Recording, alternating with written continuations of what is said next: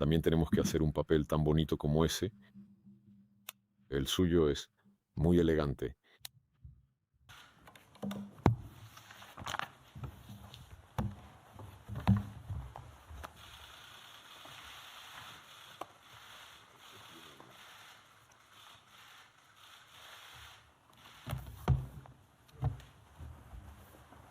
Estimados todos, muy buenos días a todos.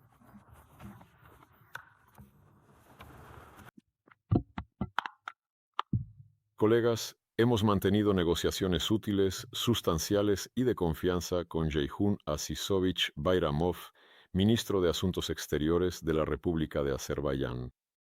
Constatamos el desarrollo progresivo de nuestras relaciones en un espíritu de amistad, buena vecindad y de acuerdo con la Declaración sobre la Interacción Aliada, que fue firmada por los presidentes Putin y Aliyev en Moscú el 22 de febrero de 2022. 2. Se destacó el diálogo regular entre Moscú y Bakú al más alto nivel. El 11 de marzo tuvo lugar otra conversación telefónica entre nuestros presidentes y durante esta conversación el líder ruso expresó su agradecimiento a la parte azerbaiyana por la eficaz y amistosa colaboración en la organización de la evacuación de nuestros ciudadanos desde Irán en la primavera de este año, cuando comenzó la agresión de Estados Unidos e Israel contra Irán.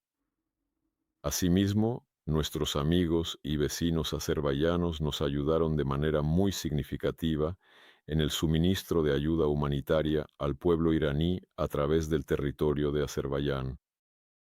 Destacamos las recientes declaraciones del presidente Aliyev en el foro del 13 de julio en Shusha, donde afirmó que las relaciones ruso-azerbaiyanas están completamente normalizadas y que las dificultades anteriores han quedado atrás.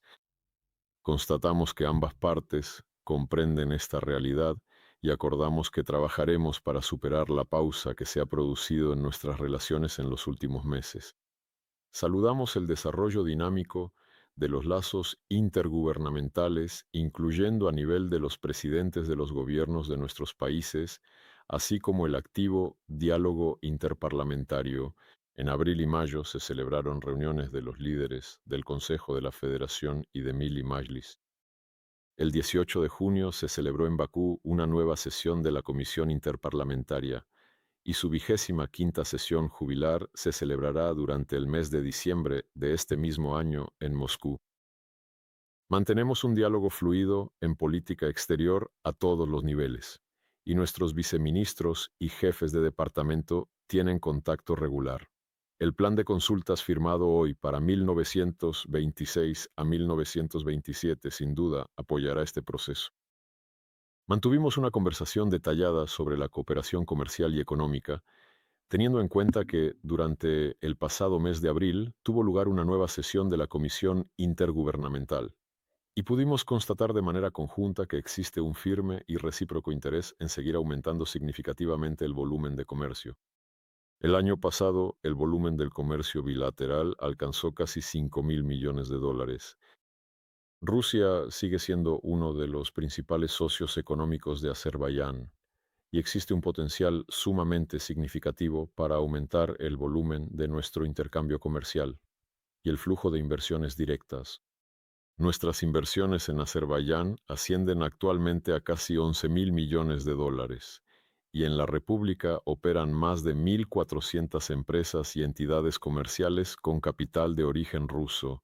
Asimismo, conversamos sobre el esfuerzo conjunto entre Rusia, Azerbaiyán e Irán con el fin de potenciar y maximizar las capacidades logísticas en la vertiente occidental del importante corredor internacional de transporte denominado Norte-Sur. Se señaló que se está implementando el acuerdo intergubernamental ruso-azerbaiyano firmado en diciembre de 2024 en Moscú para aumentar el tránsito de cargas por esta ruta. Cooperación transfronteriza.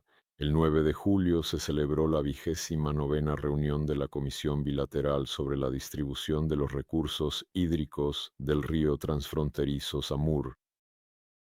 Ambas partes están satisfechas con la forma en que se está implementando este proyecto y cómo se están cumpliendo los acuerdos. Se prestó especial atención a las cuestiones relacionadas con la reanudación de la cooperación a gran escala en las esferas cultural, humanitaria y educativa. Es prometedor el proyecto de creación en Azerbaiyán de una universidad ruso-azerbaiyana basada en la Universidad Estatal de San Petersburgo. Actualmente, alrededor de 9.000 estudiantes azerbaiyanos estudian en Rusia. Se discutió la cuestión de establecer escuelas en las embajadas de ambos países. Se habló en detalle sobre temas actuales de las agendas regional e internacional, haciendo hincapié en la importancia de nuestra cooperación como factor para garantizar la estabilidad en el Cáucaso Sur y en la región del Caspio. Rusia apoya de manera constante los esfuerzos de Azerbaiyán y Armenia dirigidos a una normalización plena e integral de las relaciones sobre la base de un conjunto de acuerdos trilaterales de alto nivel alcanzados en 2020 a 2022 y como antes está dispuesta a ayudar tanto a Bakú como a Ereván en el desbloqueo de las comunicaciones de transporte y económicas, así como en la resolución de cuestiones humanitarias. Se señaló que en su momento se realizó un gran trabajo en el ámbito económico por parte del Grupo de Trabajo Trilateral, especializado a nivel de viceprimeros ministros. Consideramos que todos esos avances siguen siendo relevantes hoy en día. Abordamos también la problemática de los intentos de los países del occidente colectivo de utilizar el Cáucaso Sur como escenario de confrontación geopolítica. En este contexto, vemos un potencial significativo en la cooperación regional, en la plataforma de cooperación regional 3+3, que reúne a 3 países del Cáucaso Sur, Azerbaiyán, Armenia y Georgia, y a sus vecinos, Rusia, Irán y Turquía. Este mecanismo, como volvió a mencionar el presidente Aliyev el 13 de julio sobre la demanda de este mecanismo, está destinado a contribuir a la resolución de cualquier desafío regional por parte de los propios países de la región y sus vecinos, sin una intervención destructiva desde el exterior. Vemos con gran satisfacción el hecho de que, en el marco del Foro Económico Internacional de San Petersburgo, el 5 de junio de este año, tuvo lugar formalmente una reunión de expertos de los países del formato 3+3, en la que estuvieron presentes los 6 países. Confiamos en que en un futuro próximo nuestros colegas azerbaiyanos y armenios acuerden el calendario de las próximas reuniones ministeriales y decidamos dónde se celebrará, en Bakú o en Ereván, con el entendimiento de que la siguiente tendrá lugar en la otra capital. Hemos reafirmado la importancia de la cooperación multilateral entre los 5 países del Caspio para mantener el equilibrio ecológico y económico de este cuerpo de agua único, así como de preservarlo como una zona de paz y estabilidad. Por supuesto, continuaremos nuestro trabajo en otros formatos, incluyendo la Comunidad de Estados Independientes, la OCE, la Organización de las Naciones Unidas, y seguiremos apoyando, como lo hacemos tradicionalmente, las iniciativas de cada uno en los foros internacionales. Estamos satisfechos con los resultados de las negociaciones. Creo que contribuirán a fortalecer aún más nuestra cooperación, así como nuestras relaciones de amistad y colaboración, al mantenimiento de la paz, la estabilidad y la seguridad en el Cáucaso Sur. Gracias por su atención. Le cedo la palabra a Yehun Aziz. Estimado Sergei Viktorovich, estimados colegas, estimados representantes de los medios de comunicación, damas y caballeros, en primer lugar, quisiera expresar mi agradecimiento al ministro de Asuntos Exteriores de la Federación de Rusia, Sergei Viktorovich Lavrov, por la invitación a visitar Moscú, por la tradicional hospitalidad brindada a nuestra delegación, así como por las discusiones sustantivas que hemos mantenido anteriormente hoy. Este formato representa una buena oportunidad para discutir de manera franca y detallada todo el conjunto de cuestiones entre nuestros dos países, la agenda bilateral, así como para abordar temas regionales e internacionales de interés mutuo. Azerbaiyán y Rusia son estados vecinos, unidos por profundos lazos históricos, culturales y humanitarios que se remontan a muchos siglos atrás. Las relaciones entre nuestros países tienen un carácter de interacción aliada y existen vínculos muy sólidos y estrechos entre los pueblos de nuestras naciones. que a su vez constituyen la base sólida de las relaciones interestatales. En nuestro pasado reciente nos hemos enfrentado a dificultades en nuestras relaciones bilaterales. Esto ya se ha señalado hoy durante nuestras discusiones y nos gustaría destacar con gran satisfacción que nuestros dos estados han conseguido superar con éxito este periodo de grandes dificultades y normalizar completamente la totalidad del amplio espectro de las relaciones ruso-azerbaiyanas en la actualidad.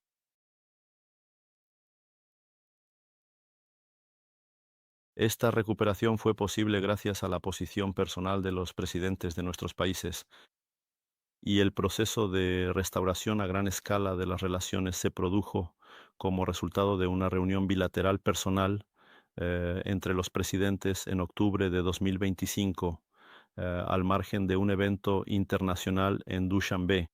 En este mismo contexto, considero que hoy, junto con Sergei Viktorovich, hemos tenido negociaciones de negocios muy detalladas y productivas, donde pudimos repasar todo el conjunto de actividades. También prestamos atención al cumplimiento de los acuerdos ya existentes que fueron discutidos al más alto nivel, así como también analizamos las perspectivas de cooperación en una serie de nuevas áreas.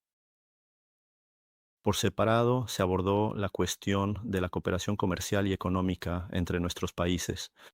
A pesar de las dificultades que enfrenta la economía mundial, fue un placer señalar que esta área de nuestras relaciones tiene un carácter positivo. El volumen de comercio entre Azerbaiyán y Rusia en 2025 ascendió a aproximadamente 4,9 mil millones de dólares. Y esta dinámica positiva en comparación con 2024 representa aproximadamente un 2,5%, un papel fundamental y especial en las relaciones ruso-azerbaiyanas, específicamente en el ámbito de la economía, el comercio y las inversiones. Lo desempeña actualmente la Comisión Intergubernamental Bilateral, que celebró su 24ª reunión en abril de este año en la ciudad de Sanguilán. Este mismo año también se creó el Consejo Empresarial Azerbaiyán-Rusia, que tiene como objetivo principal fomentar la cooperación entre los círculos empresariales y el sector privado de nuestros dos países. Azerbaiyán desarrolla de manera constante una infraestructura de transporte moderna y considera que esto es muy importante para fortalecer la interconectividad regional. Consideramos que esta vía es muy importante no solo en el contexto de la cooperación mutuamente beneficiosa entre Azerbaiyán y Rusia, sino que también fortalece la resiliencia económica de toda la región. En este contexto hemos analizado y discutido en detalle el progreso en la implementación de los acuerdos en el marco de la Ruta Norte-Sur, así como también hemos examinado detenidamente cuestiones relacionadas con el transporte multimodal y la optimización y ejecución efectiva de las rutas logísticas. El componente humanitario es una dirección tradicionalmente importante de la interacción entre Azerbaiyán y Rusia.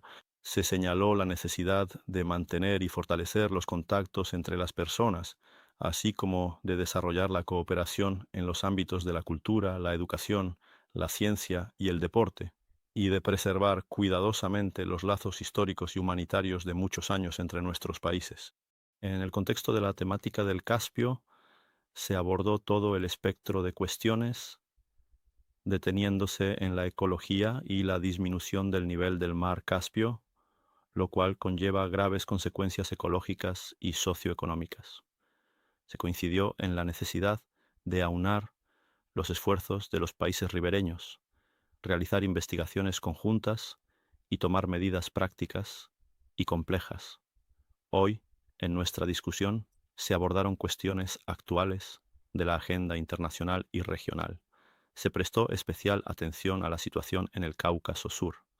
La guerra de 44 días del pueblo azerbaiyano creó nuevas realidades y un nuevo formato de seguridad en el Cáucaso Sur.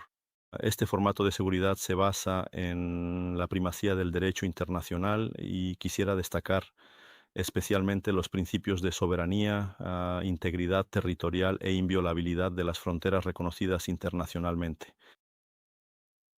Los recientes procesos históricos que han tenido lugar en el contexto de la normalización entre Armenia y Azerbaiyán, incluyendo la parafina del proyecto de acuerdo de paz, crean una oportunidad única para el establecimiento a largo plazo de la paz, la seguridad y la prosperidad en nuestra región. Durante la discusión, informé al estimado colega sobre la restauración en los territorios liberados, sobre los procesos de reconstrucción, construcción y el regreso de los antiguos desplazados forzosos a los territorios liberados, así como sobre los elementos relacionados con el momento actual en el proceso de normalización entre Armenia y Azerbaiyán. Se puede decir con certeza que de facto hoy existe la paz entre Armenia y Azerbaiyán. A su vez, aquellas iniciativas positivas, iniciativas pacíficas de la parte azerbaiyana que estamos llevando a cabo, incluyendo el fortalecimiento de la confianza, han acelerado seriamente y han aportado una gran contribución positiva al proceso de normalización entre Azerbaiyán y Armenia. Estamos plenamente convencidos de que el cumplimiento de todas las tareas fundamentales y compromisos pendientes del proceso de paz creará las condiciones necesarias para una región a largo plazo, que sea verdaderamente estable y próspera, fomentando un entorno de convivencia en el que prevalecerá de manera definitiva la confianza mutua. En el contexto de los asuntos regionales e internacionales también discutimos la situación en Oriente Medio. En condiciones de persistente inestabilidad, la interacción diplomática, el diálogo constante y el estricto cumplimiento del derecho internacional son los instrumentos fundamentales que, con toda probabilidad, puedan detener una mayor escalada de violencia, frenar la degradación humanitaria de la situación actual y crear, al menos, unas condiciones básicas y esenciales para la interacción regional, en un escenario ideal y mucho más amplia. Nos mantenemos todavía profundamente preocupados por el conflicto armado entre Rusia y Ucrania, el cual continúa causando un inmenso sufrimiento humano y afecta de manera significativamente negativa la estabilidad en toda la región circundante. Azerbaiyán ha venido reafirmando de manera constante y decidida su compromiso inquebrantable con los principios y normas del derecho internacional. Realiza un firme y urgente llamado a la reducción de la tensión, ¿no?, a la mitigación efectiva de la situación actual y a la consecución definitiva de una solución pacífica y duradera al conflicto. Asimismo, en el marco de referencia de los diversos temas internacionales, discutimos la posible cooperación en plataformas internacionales y yo, por mi parte, coincido plenamente con la visión expresada por Sergei Viktorovich de que nuestras conversaciones de hoy fueron muy constructivas y detalladas, y que serán de gran utilidad para continuar impulsando y fortaleciendo una agenda positiva entre nuestros países, tanto a nivel bilateral como en cuestiones de interés recíproco y compartido en los ámbitos regional e internacional. Finalmente, agradezco de nuevo a Sergei Viktorovich por su invitación a Moscú. Gracias. Estimados colegas, pasamos a las preguntas. Por favor, la agencia Acertaj. Buenos días, estimado Sergei Viktorovich. Mi pregunta es para usted. El Corredor Internacional de Transporte Norte-Sur sigue siendo uno de los proyectos clave de conectividad en el ámbito del transporte. Durante los recientes contactos con la parte iraní, se discutieron cuestiones relacionadas con la implementación del tramo ferroviario Resht-Astara, que se considera el eslabón faltante del corredor. ¿Qué cuestiones siguen sin resolverse hasta ahora y cómo evalúa usted las perspectivas de acelerar la implementación del proyecto y su pleno lanzamiento? Hoy hemos abordado este tema. Realmente es un tema muy importante, especialmente en una situación en la que la crisis en el estrecho de Hormuz, al parecer, se está prolongando. Y la economía mundial, así como las rutas de transporte globales, están sufriendo por ello. La situación en nuestro proyecto trilateral genera optimismo porque recientemente nuestros colegas iraníes nos informaron que han completado la expropiación de tierras en el tramo Resht Astara, cuya ausencia durante todos estos años no nos permitía mejor dicho, no permitía iniciar los trabajos correspondientes y literalmente poco antes, en ese mismo lugar, aunque no recuerdo la fecha, se reunieron los directores de los tres ferrocarriles, Rusia, Azerbaiyán e Irán. Ellos discutieron precisamente cuestiones prácticas, cómo ahora, teniendo ya la expropiación de tierras, comenzar el trabajo práctico. Así que creo que veremos avances. Hay interés por parte de los tres lados. Tengo una continuación de esta pregunta para el ministro de Asuntos Exteriores de Azerbaiyán, el señor Ceyhun Bayramov. ¿En qué estado se encuentra hoy el tramo azerbaiyano del corredor, incluyendo específicamente la infraestructura vial y la ferroviaria? Gracias. Desde el principio, Azerbaiyán ha venido participando de manera muy activa en la coordinación y promoción de esta ruta norte-sur. Es de gran importancia la intensificación de la conectividad entre los países de la región y el proyecto Norte-Sur, donde nuestros dos grandes vecinos se conectan a través del territorio de Azerbaiyán. Siempre ha sido importante y prioritario para nosotros. Hace ya varios años atrás, sobre una base bilateral con la Federación de Rusia, se terminaron de acordar aspectos concretos respecto al tramo azerbaiyano. Puedo decir que se están cumpliendo puntualmente, ahora mismo. El compromiso de Azerbaiyán es que para 2028 el flujo de carga a través de los ferrocarriles en la dirección norte-sur alcance 5 millones de toneladas. No hay ningún tipo de inconveniente al respecto. Este proyecto se está implementando normalmente y seguirá en etapas posteriores. Una vez que se completen las obras que Rusia lleva a cabo, incluyendo las planeadas en Irán, Azerbaiyán está dispuesto a aumentar la capacidad de tránsito por su territorio si fuera necesario. Asimismo, en el contexto de esta ruta, existe un elemento ya en el territorio de Astara, Irán, pero como resultado de inversiones y capital azerbaiyanos, la construcción de la terminal ferroviaria está prácticamente terminada.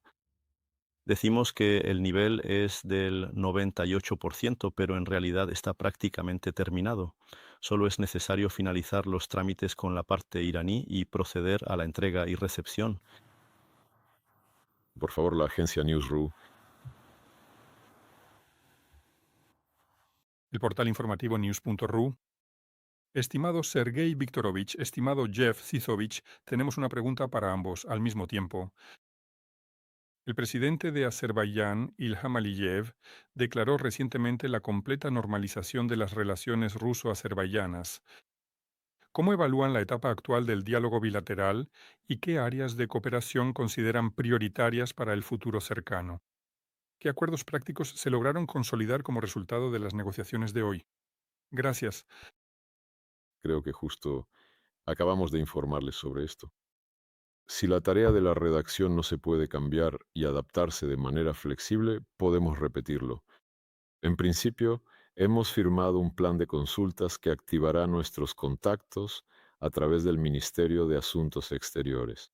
Nunca se han interrumpido, pero ahora habrá un trabajo más sistemático, identificando aquellos puntos de la agenda internacional que son más relevantes para el período previsible.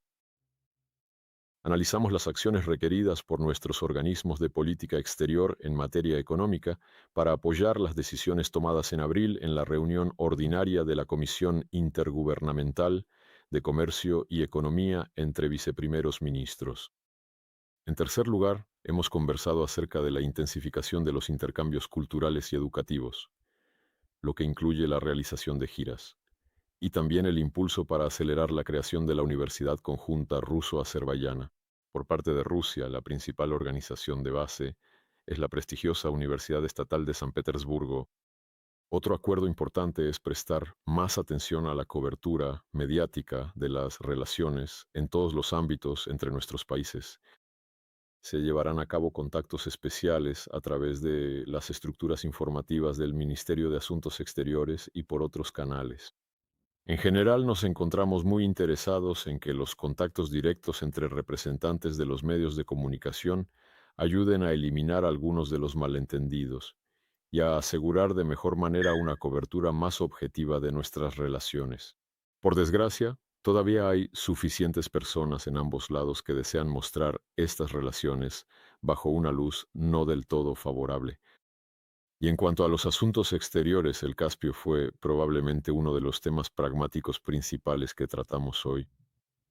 Además de la cuestión que ya hemos tratado sobre los tramos Resh-Tastara y el corredor internacional norte-sur, en el Caspio también están los temas de la ecología y el descenso del nivel del agua.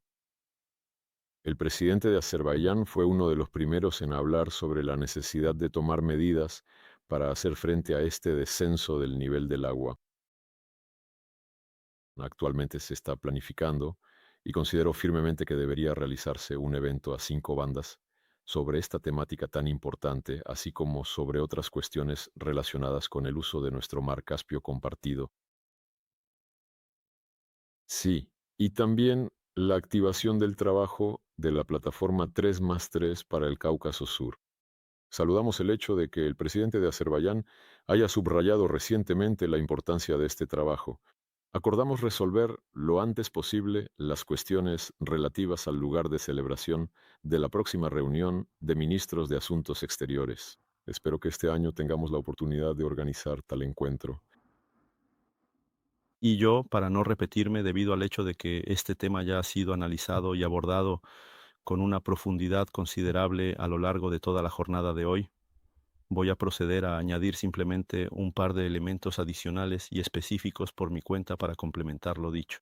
En primer lugar, destaca la intensidad de los diversos proyectos que se desarrollan en materia comercial, económica y de inversión entre nuestras naciones. Como bien se ha venido mencionando anteriormente, la comisión intergubernamental que tuvo lugar pero teniendo plenamente en cuenta la necesidad de mantener contactos regulares y los avances ya existentes, se ha logrado alcanzar un consenso y acuerdo de carácter preliminar entre los viceprimeros ministros.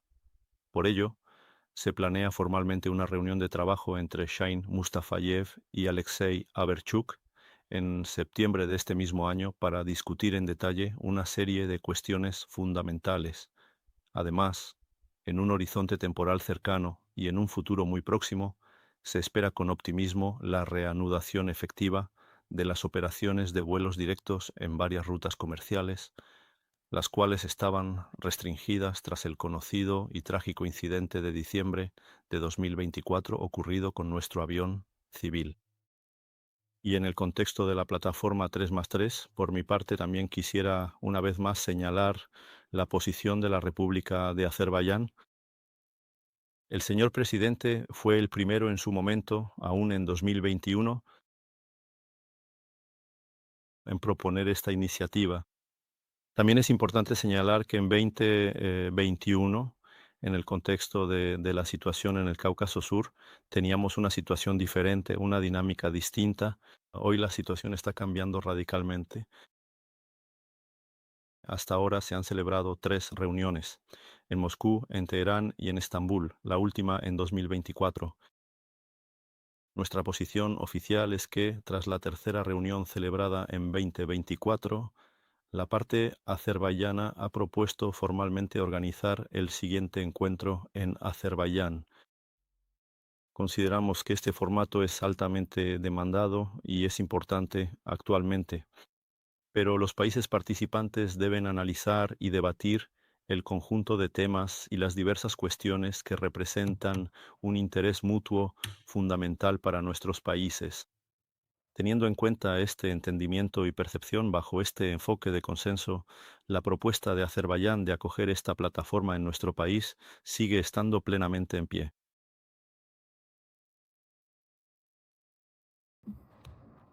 Hola Farid Akbarov. Tengo una pregunta para Sergei Viktorovich. Las cuestiones de cooperación en el Mar Caspio tradicionalmente ocupan un lugar importante en la agenda de interacción entre los estados ribereños del Caspio. Al mismo tiempo, el estado ecológico del Mar Caspio y la continua disminución de su nivel de agua generan una creciente preocupación. ¿Qué medidas conjuntas, en su opinión, podrían tomar Rusia y los demás estados ribereños del Caspio para fortalecer aún más la cooperación en el Caspio, contrarrestar esta tendencia, preservar el ecosistema único del mar Caspio y minimizar sus consecuencias ecológicas y socioeconómicas? Gracias. En primer lugar, hoy hemos hablado de la necesidad de, aún así, incentivar a nuestros vecinos iraníes a ratificar la Convención sobre el Estatus Jurídico del Caspio. Todos los demás países del Grupo de 5 ya lo han hecho. Irán aún no ha dado este paso legal. Esto es importante para cerrar definitivamente las cuestiones de la regulación legal del régimen del Mar Caspio. Aunque el principio, las obligaciones contenidas en esta convención, en la práctica los países de la región del Caspio tratan de cumplirlas. Pero la ratificación es necesaria. En segundo lugar, la ecología. Por supuesto, mencionamos la disminución del nivel del agua. Permítanme recordar una vez más, repito, que fue precisamente el presidente de Azerbaiyán uno de los primeros, si no el primero, en abordar este tema. Y en esta etapa se planea una serie de eventos pentapartitos, incluyendo específicamente sobre el problema de la disminución del nivel del agua. Los colegas azerbaiyanos prometieron apoyar esta propuesta de la parte rusa y los demás parecen estar listos para participar. Otro tema más. Rusia organiza regularmente viajes en un buque hidrográfico para los expertos correspondientes, para que puedan ver in situ cómo está la situación ecológica. Bueno, todas estas y cualquier otra iniciativa que esté dirigida a la preservación de este mar lago único, las apoyaremos activamente. Tenemos un entendimiento común y claro al respecto. Muchas gracias por todo. Y la última pregunta, por favor, del canal de televisión RT. Buenas tardes, Casal Muhammad, canal de televisión RT. Sergei Viktorovich, ¿cómo evalúa usted la continua agresión de Estados Unidos contra Irán? ¿Cuáles son los riesgos para la seguridad global, la continuación de las hostilidades? ¿Y cómo influirán la agresión y la escalada en las negociaciones para resolver la crisis ucraniana? Gracias. En primer lugar, teníamos muchas esperanzas y apoyamos activamente los pasos dados por Estados Unidos e Irán cuando se firmó el memorando de arreglo por ambas partes de manera activa. Hicimos valoraciones muy positivas de este documento y al principio parecía que todo iría más o menos bien, pero esas previsiones no se cumplieron. Las partes se acusan mutuamente de violaciones, se producen intercambios. Con ataques con misiles sufren no solo las partes directamente involucradas en el conflicto, sino también los países del Consejo de Cooperación de los Estados Árabes del Golfo, donde se encuentran las instalaciones militares estadounidenses.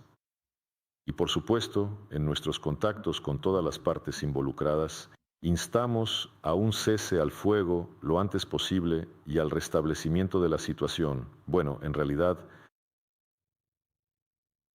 al momento en que el estrecho de Hormuz estaba completamente libre, funcionaba sin ningún problema, sin ningún tipo de tarifas. Y todo lo que estamos observando ahora, cuando los colegas estadounidenses llaman a reanudar la libre navegación, bueno, en realidad todo eso ya existía antes de que comenzara la agresión de Estados Unidos e Israel. Bueno, tenemos que lidiar con lo que tenemos. Y usted mencionó los riesgos en el ámbito de la seguridad. Existen riesgos en el ámbito económico, porque el estrecho de Bab el-Mandeb es una de las arterias clave.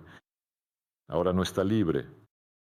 Además, los hutíes han declarado que si continúan las acciones militares contra Irán, podrían bloquearlo, Bab el-Mandeb.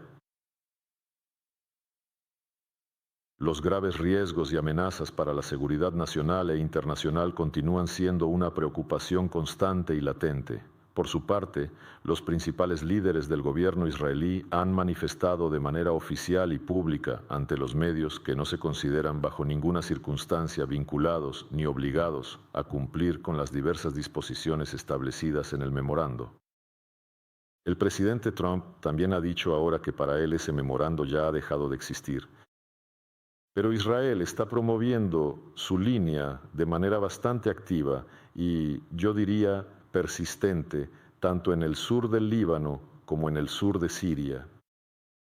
Prácticamente todos ya se han olvidado de Palestina, aunque allí también se están creando condiciones arriesgadas para nuevas complicaciones. Las recientes decisiones sobre los asentamientos en la ribera occidental y en Jerusalén Este, que, si se implementan, y al parecer así será, en esencia harán imposible la creación de un Estado palestino territorialmente conectado. Y el primer ministro Netanyahu declaró públicamente que nunca habrá ningún Estado. Así que los riesgos allí siguen acumulándose. Y en este sentido, quiero recordar una vez más nuestra antigua propuesta: desarrollar un concepto de seguridad en la zona del Golfo, pero invitando también a los países vecinos y teniendo en cuenta las necesidades e intereses no solo de los 6 estados de las monarquías árabes y de Irán, que son países ribereños directos del Golfo Pérsico, sino también con la participación de Jordania, Irak, la Liga de Estados Árabes, y con el apoyo, digamos, de los 5 miembros permanentes del Consejo de Seguridad. Tanto Arabia Saudita como Qatar y Omán están a favor del diálogo. Y espero que otros países del Consejo de Cooperación para los Estados Árabes del Golfo apoyen este proceso. Irán ha dicho en repetidas ocasiones que está dispuesto a entablar tal conversación. La República Popular China, Egipto y Pakistán también se han pronunciado a favor de este diálogo y también intentan prestar su apoyo. Valoramos mucho estos servicios de mediación. Pero también hay quienes no quieren que Irán se reconcilie con sus vecinos árabes. Fueron precisamente ellos quienes fueron los que pusieron en marcha todo este proceso, para hacer mucho más profunda la brecha y la división entre ellos, y así construir un frente común totalmente único, mucho más cohesionado y de una escala bastante mayor contra Irán, con el firme objetivo de reemplazar, por así decirlo. Por eso mantenemos nuestras propias iniciativas, las recordamos regularmente a nuestros interlocutores, tanto a Estados Unidos como a nuestros colegas israelíes y a los países ribereños. En cuanto a la influencia sobre la crisis ucraniana, bueno, el régimen ucraniano está preocupado porque esta situación desvía la atención del apoyo que este régimen quiere recibir en una escala cada vez mayor por parte de Occidente. Esto también distrae a Estados Unidos, a quienes Europa quiere atraer firmemente para que apoyen sin reservas al régimen de Kiev. De esto habló Macron después de la cumbre del G7, así como tras otros eventos que se celebraron el mes pasado y este mes en Europa, como la cumbre de la OTAN.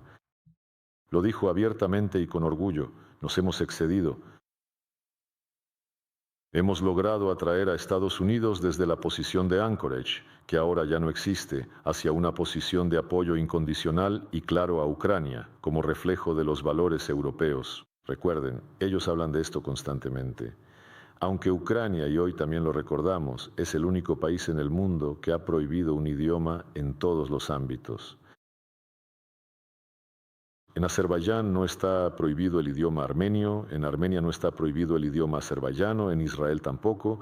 Usted puede hablar en árabe, en farsi, en Irán puede hablar en hebreo, igual que en cualquier país árabe, pero en Ucrania no se puede hablar ruso.